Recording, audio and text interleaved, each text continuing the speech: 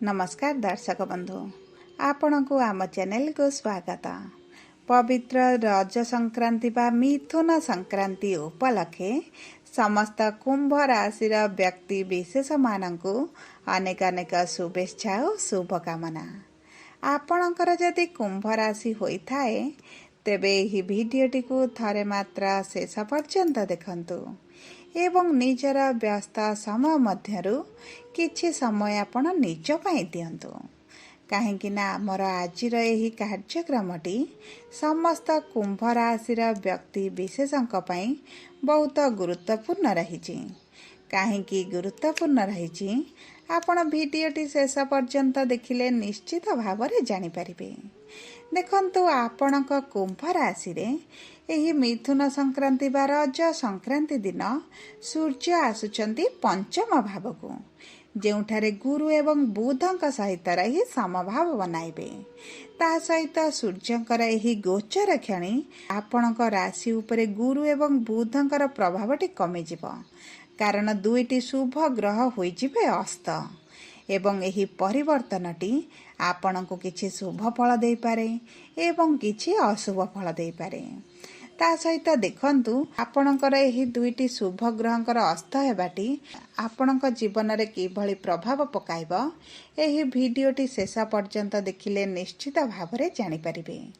तेबे विलंब न करी आसंतु कार्यक्रमटी को आगको बढ़ाइबा। किंतु भिडियोटी आरंभ करिबा पूर्वरु जदि आपणकर भी कुंभ राशि होइथाए एवं आपण भी ईश्वर को आंतरिक भक्ति एवं विश्वास करंती तेबे भिडियोटी को लाइक करंतु एवं कमेंट बॉक्स रे जय जगन्नाथ जय मां लक्ष्मी अवश्य लिखि दियंतु। ता सहित आपणक मन रे जहा भी प्रश्न रहिछि जहा भी द्वंद्व रहिछि आपण कमेंट बॉक्स रे लिखि जणांतु। आमे आपणक प्रश्नर उत्तर देबा पई यथा संभव प्रयास करिबु। देखंतु विलंब हेले मध्य आपणक प्रश्नर आमे निश्चित उत्तर देबु। ता सहित दर्शक बंधु जानि रखंतु जे वीडियोर मध्य भाग रे आम सह जोगाजोग करिबा पई एक व्हाट्सएप नंबर टी दिया जाइछि।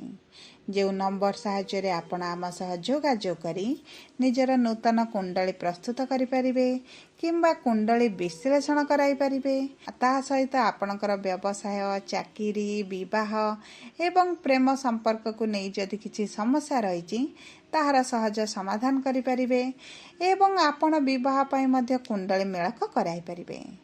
तेबे आम सह जोड़ी हुअन्तु एवं व्हाट्सएप नंबर माध्यम रे आम सह जोगाजोग करंतु। एबे चलंतु कार्यक्रमटी को आगको बढ़ाइबा एवं जानिबा आपणक राशि रे नवग्रहंकर स्थितिटी किभଳି रहुछि।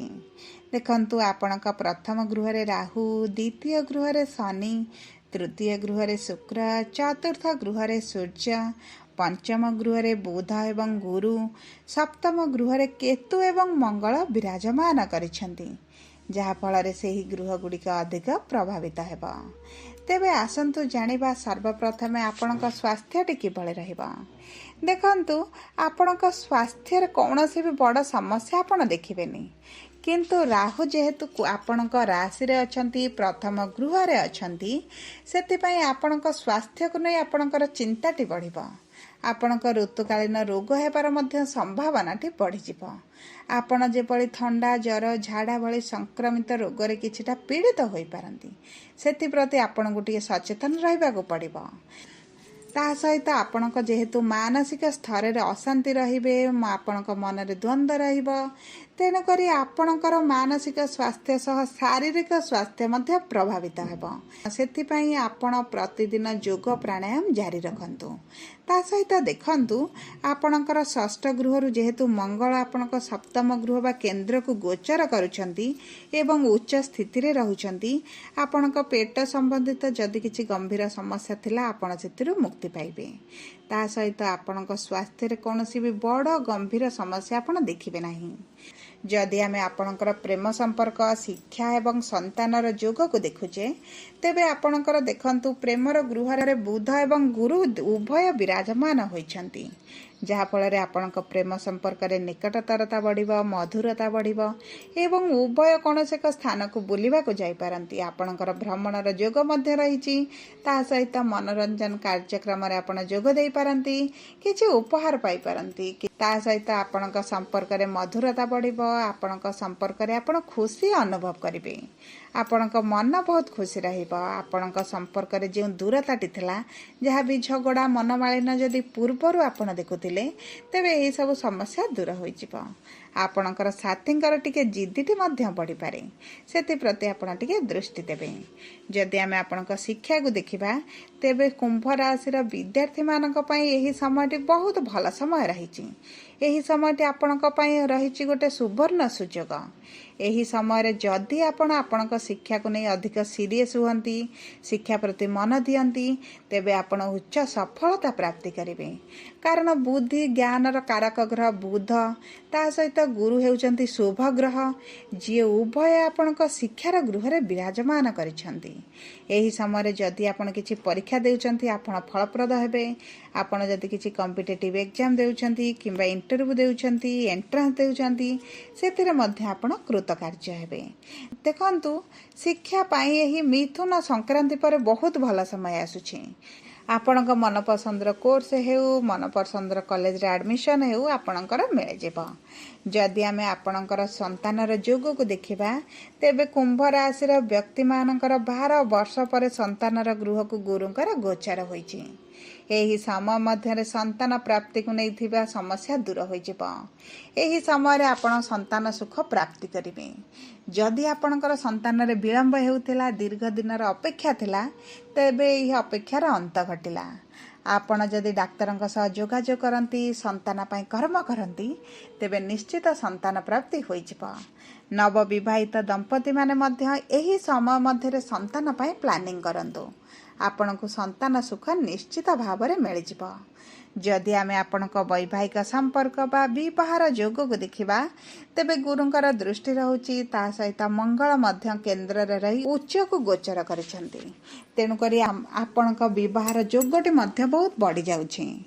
ଯଦି ବି ଆପଣଙ୍କର ପୂର୍ବରୁ ବିବାହକୁ ନେଇ ସମସ୍ୟା ଥିଲା, ବିବାହରେ ବିଳମ୍ବ ଆସୁଥିଲା ଏବଂ ଆପଣଙ୍କ ଶେଷ ମୁହୂର୍ତ୍ତରେ ବିବାହଟି ଭାଙ୍ଗି ଯାଉଥିଲା, ତେବେ ଏହିଭଳି ଛୋଟ ଛୋଟ ସମସ୍ୟା ଆପଣଙ୍କର ଦୂର ହୋଇଯିବ। ମଙ୍ଗଳ ଯେହେତୁ ସପ୍ତମ ଗୃହରେ ଅଛନ୍ତି, ଆପଣଙ୍କ ଗୃହରେ ମାଙ୍ଗଳିକ କାର୍ଯ୍ୟକ୍ରମ ଅନୁଷ୍ଠିତ ହେବ। ଆପଣଙ୍କର ବିବାହ ହୋଇପାରେ କିମ୍ବା ବିବାହ ଫିକ୍ସ ହୋଇ ରହିପାରେ।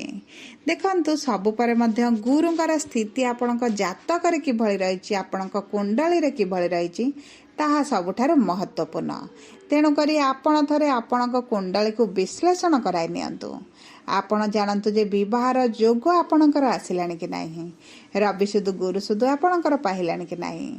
ସବୁ ପରେ ଯଦି ଆମେ ବୈବାହିକ ସମ୍ପର୍କକୁ ଦେଖିବା, ତେବେ ବୈବାହିକ ସମ୍ପର୍କର ଗୃହରେ କେତୁ ବିରାଜମାନ କରିଛନ୍ତି। ଆପଣ ଟିକେ ଅସନ୍ତୋଷ ଅନୁଭବ କରୁଥିବେ। ଆପଣଙ୍କ ମନରେ ବହୁତ ଗୁଡ଼ିଏ ଦ୍ୱନ୍ଦ୍ୱ ରହୁଥିବ, ଚିନ୍ତା ରହୁଥିବ। ଦେଖନ୍ତୁ, ଆପଣ କିଛି କଥା କହିପାରୁଥିବେ, କିଛି କଥା ମଧ୍ୟ ଆପଣ ଲୁଚାଇ ରଖୁଥିବେ। କାରଣ କେତୁ ଯେହେତୁ ଆପଣଙ୍କ ସପ୍ତମ ଗୃହରେ ଅଛନ୍ତି, ଆପଣଙ୍କ ମନ ଭିତରେ ଏହିଭଳି ବହୁତ ଗୁଡ଼ିଏ ନକାରାତ୍ମକ ଭାବନା ଆଣିପାରନ୍ତି। ତେଣୁକରି ଏହିସବୁ ଭାବନାକୁ ଆପଣଙ୍କ ସମ୍ପର୍କରେ ହାବି ହେବାକୁ ଦିଅନ୍ତୁ ନାହିଁ। ଆପଣଙ୍କ ସାଥୀଙ୍କ ସ୍ୱାସ୍ଥ୍ୟକୁ ନେଇ ଆପଣ ଟିକେ ଅଧିକ ଚିନ୍ତିତ ରହିପାରନ୍ତି। ଆପଣଙ୍କ ସାଥୀଙ୍କ ସ୍ୱାସ୍ଥ୍ୟରେ ଯଦି ବି କିଛି ସମସ୍ୟା ପୂର୍ବରୁ ଥିଲା, ତାହା ବଢ଼ିବାର ସମ୍ଭାବନା ମଧ୍ୟ ବଢ଼ିଯାଉଛି। ସେଥିପାଇଁ ଆପଣ ଟିକେ ଦାୟିତ୍ୱବାନ ରୁହନ୍ତୁ, ଖାଦ୍ୟ ପାନୀୟର ଦାୟିତ୍ୱ ନିଅନ୍ତୁ।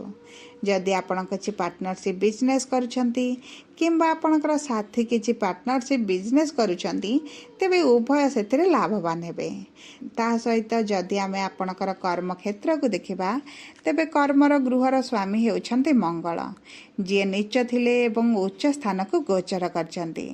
ତେଣୁକରି ଆପଣଙ୍କ କର୍ମକ୍ଷେତ୍ରରେ ଆପଣ ବହୁତ ଗୁଡ଼ିଏ ସମସ୍ୟା ଦେଇ ଗତି କରୁଥିଲେ। ଆପଣଙ୍କ କର୍ମକ୍ଷେତ୍ରରେ ଆପଣ ଆଶା ଅନୁରୂପକ ଫଳ ଆପଣଙ୍କୁ ମିଳୁନଥିଲା। ଆପଣ କର୍ମ କରୁଥିଲେ, କିନ୍ତୁ ଆପଣଙ୍କ କର୍ମର ଫଳ ଆଉ ଜଣକୁ ମିଳୁଥିଲା। ଏହିଭଳି ଯାହା ବି ସମସ୍ୟା ଆପଣଙ୍କ କର୍ମକ୍ଷେତ୍ରରେ ଦେଖୁଥିଲେ, ତାହା ସବୁ ଦୂର ହୋଇଯିବ। ଆପଣଙ୍କ କର୍ମକ୍ଷେତ୍ରରେ ସକାରାତ୍ମକ ପରିବର୍ତ୍ତନ ହେବ। ଆପଣଙ୍କ ଉଚ୍ଚ ଅଧିକାରୀମାନେ ଆପଣଙ୍କର କାର୍ଯ୍ୟଶୈଳୀକୁ ପ୍ରଶଂସା କରିବେ, ଆପଣଙ୍କର ମାନ ସମ୍ମାନ ପ୍ରତିଷ୍ଠାରେ ବୃଦ୍ଧି କରିବେ। ଏବଂ ଦେଖନ୍ତୁ, ଆପଣଙ୍କ କର୍ମକ୍ଷେତ୍ରରେ ଟ୍ରାନ୍ସଫର ଯୋଗ ମଧ୍ୟ ରହିଛି। किंतु आपणक जातकरे अछि कि नहीं ताहा गुरुत्वपूर्ण। जदि आपण चाकिरीर संधानरे अछंती तेबे चाकिरी आपणको निश्चित भावरे मिल जिवो। आ जदि आमे व्यवसायी मानकु देखिबा तेबे व्यवसाय रे आयटी वृद्धि हेबो, कारण आपणक लाभर गृह को गुरुकर दृष्टि रहुची। आपणक परिश्रम अनुपात धन आमदानी बढ़ी जिवो, लाभ द्विगुणित होई पारे। एवं देखंतु व्यवसाय को नहीं जो अर्थर समस्या रहितला ताहा भी दूर होई जिवो। आपणक परिवार लोकंकर सहयोग बढ़ी जिवो, जहा फल आपण व्यवसाय को विस्तार करबा पई मध्य चिंता करिवे एवं यह आपणको भविष्यत रे बहुत अधिक शुभ फल प्रदान करिवो। जदि आमे आपणक आर्थिक स्थिति को देखिबा तेबे आपणक द्वितीय गृह रे शनि विराजमान करिसंती, जहा फल आपणकर इनकम बढ़िवा सहित आपणकर खर्च मध्य वृद्धि हेबो।